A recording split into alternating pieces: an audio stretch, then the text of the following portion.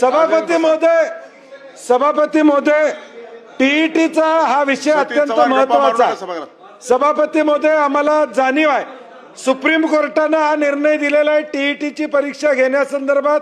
आमची याचिका शिक्षकांची देखील सुप्रीम कोर्टात गेली. आम्हाला अपेक्षा होती सरकारनं की त्यात सहभागी होऊन टीईटीची अट रद्द व्हावी. 53च्या वरच्यांना सूट आहे, 53च्या खालच्यांना टीईटी द्यायला लागते.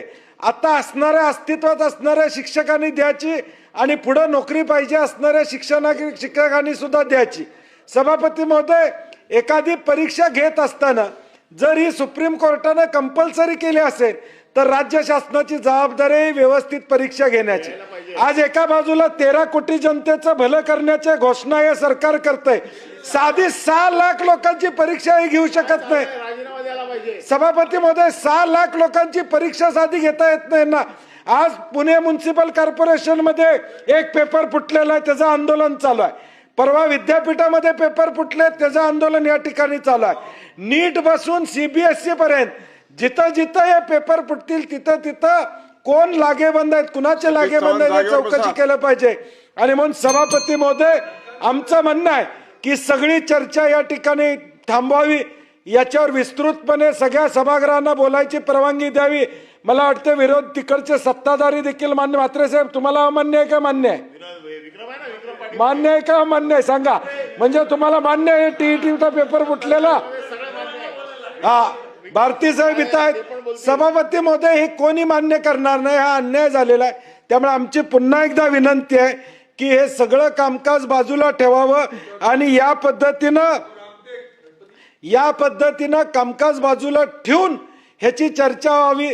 भिवंडीत पेपर ज्या कुठं फुटला, त्याचे सूत्रधार काय, कोणावर गुन्हे दाखल केले, त्या गुन्हेगार, आता आमची माहिती अशी आहे की गुन्हे दाखल ज्यांच्यावर झाले त्यांचा हात किती आहे त्याच्यापेक्षा त्यांच्या मागची लोक लपवायसाठी चाललेलं आहे. सभापती महोदय, आज आम्ही वर्तमानपत्रामध्ये वाचतोय उत्तर प्रदेश पर्यंत देश पातळीवर याचं कनेक्शन असं ऐकलं जातंय.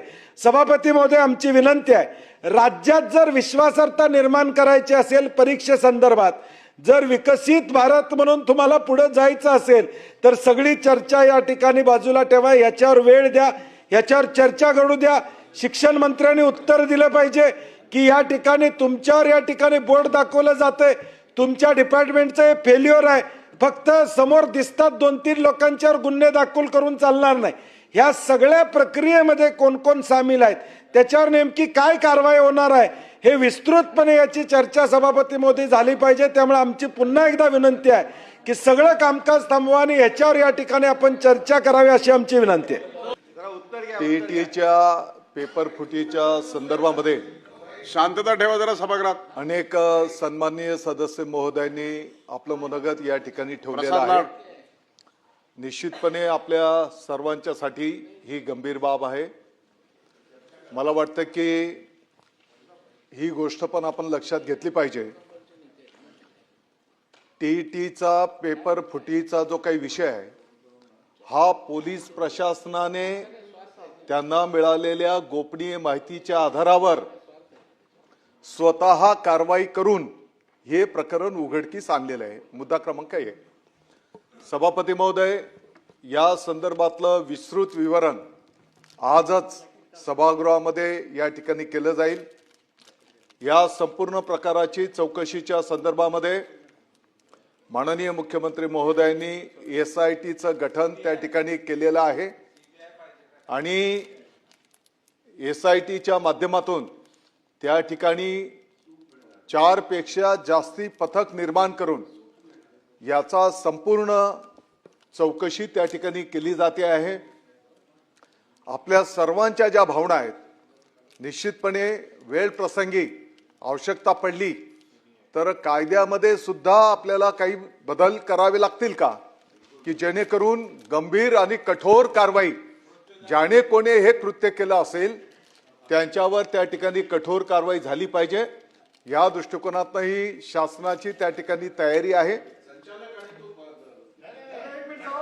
जे कोण असतील,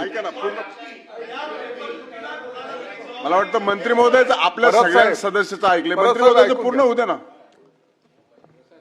या सर्व चौकशीतून जे पुढे येईल त्या सर्वांवर त्या ठिकाणी कठोर कारवाई करण्याचं शासनाची भूमिका आहे.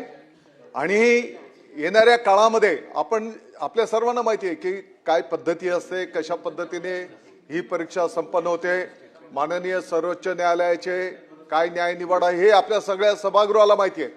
परंतु येणाऱ्या काळामध्ये पारदर्शक पद्धतीने ही परीक्षा पण कशी आपल्याला संपन्न करता येईल याचाही लवकरात लवकर निर्णय त्या ठिकाणी केला जाईल.